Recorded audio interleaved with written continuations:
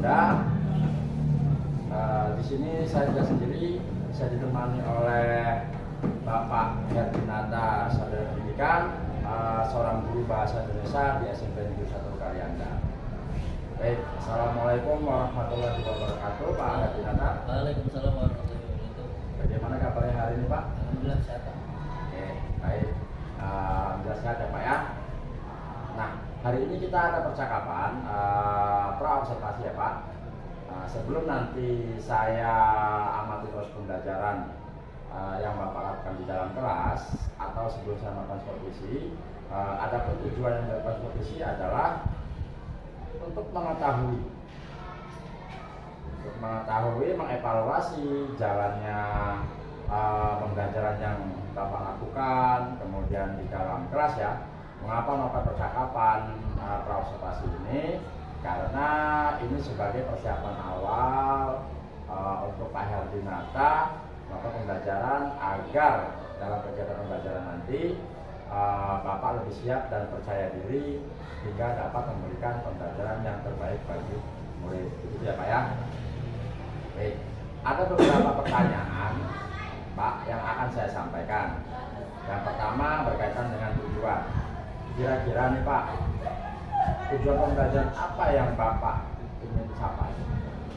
Ya, saya di sini ada 3 tujuan yang ingin saya capai di materi yang akan saya sampaikan. Pertama adalah siswa mampu mengidentifikasi teks deskripsi, kemudian setelah itu siswa mampu menganalisis, kemudian mempresentasikan hasilnya di depan kelas. Berarti ada 3 tujuan pembelajaran yang Bapak ingin capai ya? Ya. Nah, bagaimana dengan area pengembangan yang ingin Bapak capai dalam kegiatan observasi?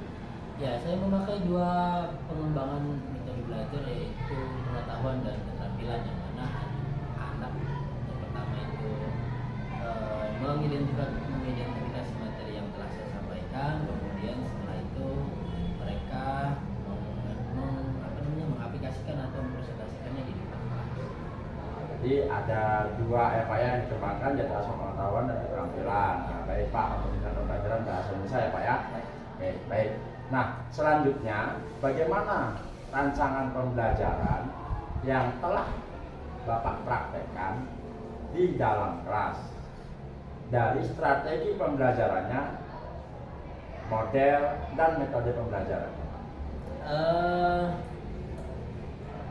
Metode pembelajaran yang saya pakai, Ya. metode pembelajaran yang saya pakai adalah discovery learning, yaitu menggunakan cara metode berdiferensiasi, yang mana ada 3 tahap, yaitu konten, proses, kemudian produk. Jadi anak bisa menyimak sebuah video ataupun melihat atau membaca dari konten-konten yang ada di internet, kemudian mereka melakukan kegiatan identifikasi, menganalisis. Setelah itu baru proses, mereka bisa itu tadi memaparkan hasilnya di depan kelas. Oh, jadi Bapak telah menerapkan telah menggunakan strategi berdiferensiasi ya, Pak ya. Berdasarkan kesiapan belajar siswa serta metode pembelajaran pun menggunakan discovery learning. Ya. Oke, baik. Peserta metode pembelajaran Bapak itu diskusi kelompok ya, presentasi depan kelas ya, Pak ya. Oke. Kalau begitu, bolehkah saya melihat modul pembelajaran yang sudah Pak Herdinata buat? Sebetulnya Pak Herdinata sudah membuat rancangan pembelajaran berdiferensiasi, pembelajaran sosial, emosional, dan budaya positif. Melakukan pembelajaran tersebut hari apa di kelas dan ikut berapa? Rabu ada di jam ke-34 nanti di kelas 7. Saya akan melakukan pembelajaran. Berarti pada hari Rabu jam ke-34 Pak ya? Oke, baik. Nah, nanti setelah Bapak melakukan kegiatan observasi, kita akan melakukan percakapan yang terakhir ya, Pak ya. Itu percakapan pasca observasi yang nanti juga akan didampingi oleh pengajar praktik saya ya, Pak ya. Oh ya, sebelum kita akhiri, kira-kira apa yang Bapak dapatkan dari percakapan kita ini, Pak? Dari apa yang sudah Bapak sampaikan adalah saya mendapatkan gambaran media apa saja yang akan saya gunakan nanti ketika di pembelajaran, kemudian metode apa saja nanti yang bisa dipakai guna di kelas agar pembelajaran menjadi anak-anak antusias, kemudian aktiflah dalam pembelajaran. Ya Pak ya, baik, terima kasih Pak atas waktunya dan sampai bertemu di kegiatan observasi kelas. Semangat ya Pak Hardinata ya. Oke, terima kasih Pak. Assalamualaikum warahmatullahi wabarakatuh. Waalaikumsalam warahmatullahi wabarakatuh. Percakapan kita hari ini sampai jumpa di kegiatan observasi dan pasca observasi. Dan saya akhiri, wabillahi taufiq wal hidayah. Assalamualaikum warahmatullahi wabarakatuh. Waalaikumsalam warahmatullahi wabarakatuh. Waalaikumsalam warahmatullahi wabarakatuh. Selamat pagi semuanya. Pagi. Bagaimana kabarnya semua? Baik. Alhamdulillah, keadaannya sehat semua. Selamat bertemu kembali di pertemuan hari ini. Semoga pembelajaran kita hari ini berjalan lancar dan nyaman.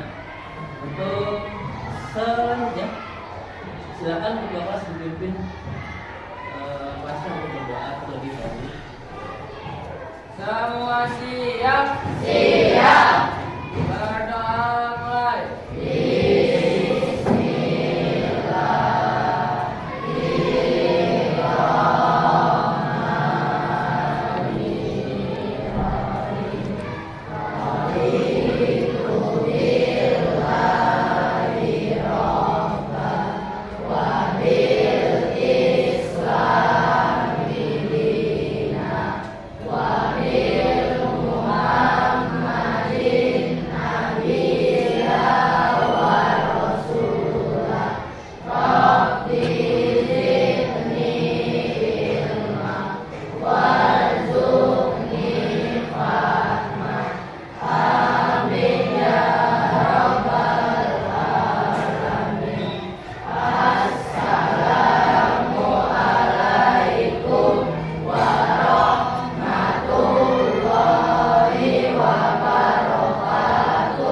Waalaikumsalam warahmatullahi wabarakatuh.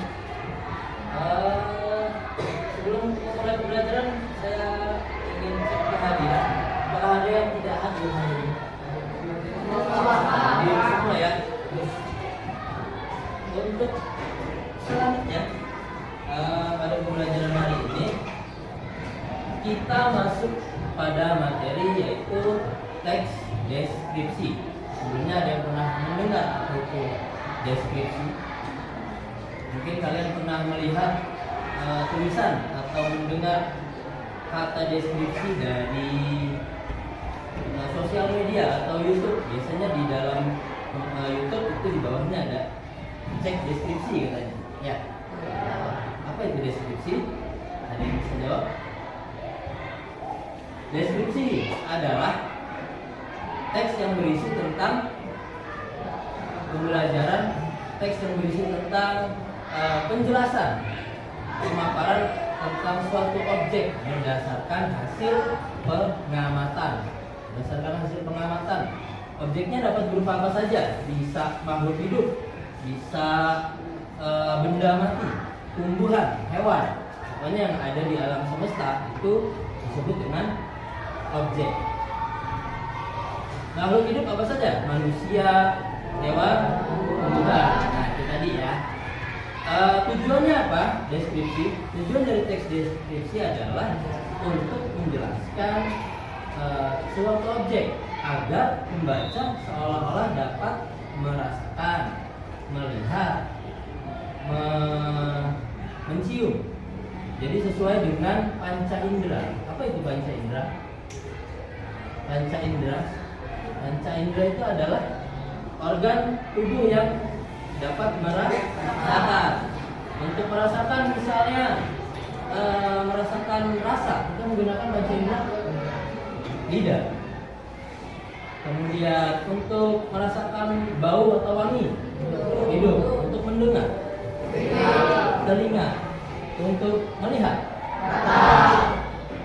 Deskripsi objeknya itu dapat, tujuan dari teks deskripsi adalah menjelaskan suatu objek agar pembaca itu dapat seolah-olah tadi mendengar, merasakan. Jadi kita yang belum tahu tentang sebuah objek itu jadi membayangkan, jadi tahu. Contoh yang mudah, kalian beli makanan di toko baru misalnya. Nah, kalian bercerita di toko ini makanannya enak, ada teman kalian. Kemudian teman kalian merasa membayangkan, jadi kalian bercerita makanan di sana enak, rasanya kue-kuenya manis, kemudian penjualannya lama.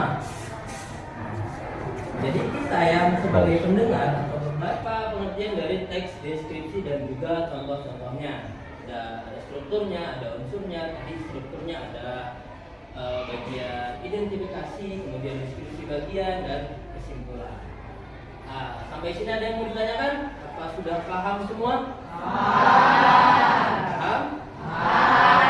Kalau semuanya sudah paham, saya ingin memberikan tugas kepada kalian, yaitu tugas kelompok.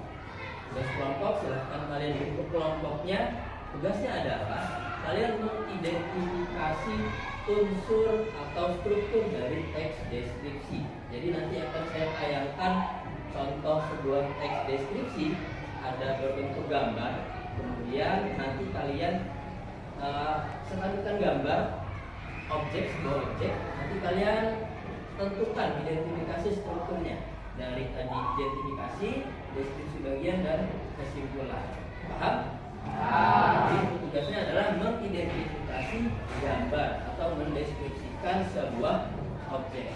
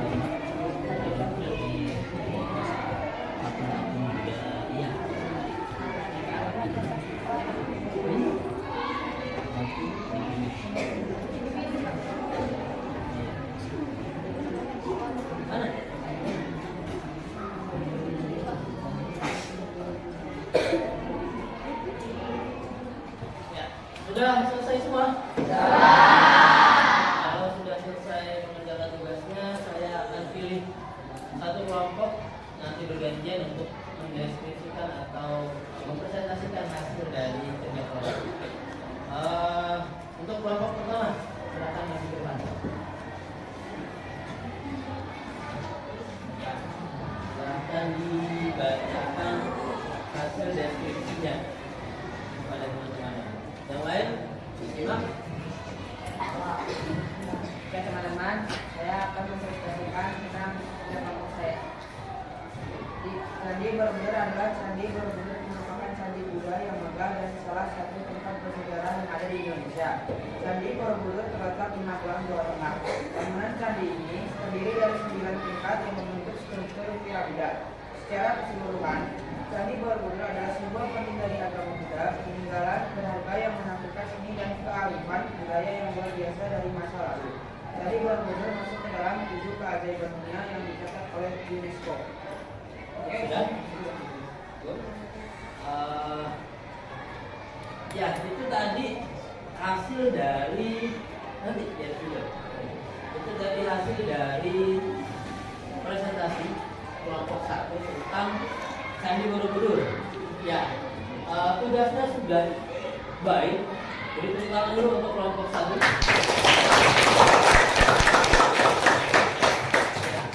Deskripsi berisi tentang pembelajaran teks yang berisi tentang penjelasan pemaparan tentang suatu objek berdasarkan hasil pengamatan. Berdasarkan hasil pengamatan, objeknya dapat berupa apa saja, bisa makhluk hidup, bisa benda mati, tumbuhan, hewan, pokoknya yang ada di alam semesta itu disebut dengan objek. Makhluk hidup apa saja? Manusia, hewan, tumbuhan. Nah itu tadi ya. Tujuannya apa? Deskripsi. Tujuan dari teks deskripsi adalah untuk menjelaskan suatu objek agar pembaca seolah-olah dapat merasakan, melihat, mencium. Jadi sesuai dengan panca indera. Apa itu? Sampai sini cukup, ada pertanyaan dari semuanya? Ya. Paham semua tentang materi teks deskripsi? Antusiasnya, terima kasih. Semoga di pembelajaran selanjutnya kita dapat belajar dengan antusias dan nyaman kembali. Cukup sekian pembelajaran hari ini. Saya akhiri. Assalamualaikum warahmatullahi wabarakatuh. Waalaikumsalam warahmatullahi wabarakatuh. Sebelum selesai ketua kelas boleh dipimpin doa buat kita pulang. Semua siap? Siap. Berdoa mulai. Assalamualaikum warahmatullahi wabarakatuh. Waalaikumsalam warahmatullahi wabarakatuh. Assalamualaikum Bu Yeti dan Pak Hadinata. Waalaikumsalam warahmatullahi wabarakatuh. Bagaimana kabarnya pada hari ini, Bu, Bapak? Alhamdulillah. Ya, baik. Pada percakapan pasca observasi ya Pak Nata ya. Baik, saya akan memberikan beberapa pertanyaan kepada Pak Hadinata terkait dengan jalannya observasi kelas yang sudah dilakukan dengan tujuan untuk mengevaluasi sejauh mana proses pembelajaran yang sudah Bapak lakukan. Kemudian pertanyaan pertama Pak Nata, bagaimana perasaan Pak Nata terkait dengan berjalannya kegiatan observasi di kelas yang berlangsung? Ya, karena mungkin ini karena tadi saya observasi, jadi yang biasanya ketika mengajar tidak dicek atau tidak diperhatikan, kemudian diperhatikan oleh pengawas gitu, ya mungkin ada rasa nervous, agak tegang sedikit, kemudian namun ya seiring berjalannya pembelajaran alhamdulillah lancar. Alhamdulillah Pak ya. Baik, semua berjalan dengan baik ya Pak. Ya, dapatkah diceritakan kembali tentang area pengembangan yang Bapak lakukan di dalam kelas ya? Kemudian langkah-langkah atau tahapan pembelajaran apa yang sudah Bapak lakukan di dalam kelas itu? Ya. Yang pertama adalah saya membuat rencana pembelajaran terkait dengan kebutuhan dan media, kebutuhan siswa, kemudian media yang digunakan untuk pembelajaran di dalam kelas. Saya membuat pengembangan dua jenis pengembangan, yaitu pengetahuan dan keterampilan, yang mana saya memberikan materi tentang materi saya adalah teks deskripsi, memberikan materi terkait deskripsi, kemudian anak mencari dari pengertian, unsur dan sebagainya, kemudian mereka mengidentifikasi apa itu deskripsi, objek apa yang diidentifikasi, kemudian mereka maju ke depan mempresentasikan tugas kelompok. Baik, jadi untuk arah pengembangan Bapak sudah menggunakan dua metode ya Pak ya, di mana rekomendasi itu pengetahuan dan keterampilan. Nah, menurut Bapak sejauh mana pengembangan yang sudah Bapak sampaikan tadi, apakah sudah berhasil dilakukan di dalam kelas atau belum Pak? Untuk yang saya nilai dari pembelajaran yang saya sudah lakukan, Menurut saya sudah berjalan baik sih, sudah lancar. Oke, sudah dilaksanakan ya Pak ya, sesuai ya Pak. Jika dinilai dari skala 1 sampai 10, Bapak ada di posisi berapa? Pak? Menilai diri saya sendiri Pak. Ya. Untuk penilaian saya kira sudah di angka 8 lah. Jika di angka 8 berarti sudah baik, artinya sudah baik ya Pak ya. Oke, baik. Hanya belum maksimal. Ya. Berarti kan, oke. Menurut Pak Herdinata, apa kendala atau hambatan yang dihadapi saat kegiatan observasi Pak? Ya hambatannya tentunya adalah karena kita memiliki beberapa banyak murid, jadi kendalanya tentunya di kesiapan siswa dan cara menyerap materi. Jadi ada yang memang aktif, ada yang belum. Jadi kurangnya adalah kita harus lebih memotivasi mereka lagi. Oh, jadi ternyata hambatannya itu kurang aktif ya Pak ya, kurang sesuai kurang aktif, kemudian dalam kurang antusias ya Pak ya, dalam proses pembelajaran. Oke, baik. Nah, dari hambatan yang sudah Bapak sampaikan tadi nih, kira-kira apa solusi hambatan tersebut? Solusi yang dari saya Pak? Ya, solusinya. Solusinya tentunya adalah saya memberikan motivasi lebih untuk anak-anak yang memang kurang antusias atau kurang aktif dalam pembelajaran, kemudian memberikan tambahan pembelajaran yang tambahan yang ekstra lah. Intinya dari dasar sampai khususnya kita jelaskan lebih detail lagi ke anak-anak yang memang belum antusias. Wah, hebat sekali Bapak ini ya. Baik Pak, sampai berusaha melakukan komunikasi dengan orang tua. Nah, di sini saya akan menambahkan sedikit ya Pak ya, berdasarkan observasi yang saya lakukan bahwa Bapak belum menyampaikan tentang kesepakatan belajar. Semoga ke pertemuan berikutnya Bapak bisa menyampaikan tentang kesepakatan belajar, ya Pak. Baik. Rencananya kapan nih Bapak akan melaksanakan rencana tersebut? Ya itu sedikit dilupakan kesepakatan belajar. Mungkin itu yang menjadi masalah, makanya anak-anak tidak antusias dalam kita kurang kesepakatan belajar. Mungkin saya akan terapkan atau menerapkan kesepakatan belajar di pertemuan selanjutnya. Setelah observasi. Baik, mantap betul Bapak ini ya. Jadi langsung mau dieksekusi Pak ya pada minggu ini ya Pak ya. Siap. Oke, nah kita akan mengadakan evaluasi ya Pak ya. Oke, baik. Nanti kita lihat dampaknya dan langkah-langkah yang akan Bapak lakukan. Semoga hasilnya akan lebih baik dari sekarang. Amin. Oke, baik Pak. Semoga apa yang Bapak rencanakan kemudian akan terrealisasi dengan baik. Dan terima kasih atas jawabannya Pak. Baik, selanjutnya saya berikan kesempatan kepada Ibu Yeti selaku pengajar praktik untuk memberikan umpan balik atau tanggapan terkait berjalannya kegiatan percakapan pasca observasi ataupun kegiatan observasi kelas. Oke, terima kasih Pak Bintur, Pak Hadinata. Alhamdulillah kegiatan pada aksi nyata di modul 2.3 ini sudah berjalan Pak ya.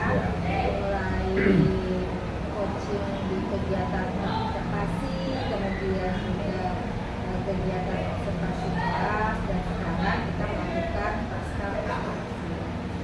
Tadi sudah disampaikan baik oleh Pak Pitut maupun Pak Hadinata, kegiatannya sudah kita lihat, percakapannya sudah menggunakan alur kita gitu ya. Pak Pitut sudah menggali kekuatan yang ada pada Pak Hadinata gitu ya. Tadi sudah ada di skala 8, ya sudah sangat baik ya, walaupun tadi disampaikan ada kendala-kendala yang dihadapi, dan Pak Hadinata sudah menyampaikan rencana yang akan datang. Jadi rencana tindak lanjut untuk perbaikan supaya kedepannya lebih baik lagi. Dan Pak ini sebagai calon penggerak ya, yang nantinya akan menjadi guru penggerak khususnya nanti di SMP Negeri 1 Kalianda ini harapannya sebagai agen transformasi perubahan. Nanti tidak hanya ke Pak Hadinata, harapannya Pak Pitut juga bisa mendiseminasikan kegiatan supervisi ini, baik tentang dari observasi, kegiatan observasinya, kemudian juga pasca observasi, dan juga tentang rencana pembelajaran atau modul ajar yang berdiferensiasi, kemudian juga menerapkan KSG dan juga budaya positif. Mudah-mudahan semua guru di SMP Negeri 1 Kalianda bisa menerapkan ketiganya, baik tadi ya pembelajaran berdiferensiasi, kemudian juga KSG dan budaya positif. Khususnya kan tujuan akhirnya adalah pembelajaran yang bermanfaat.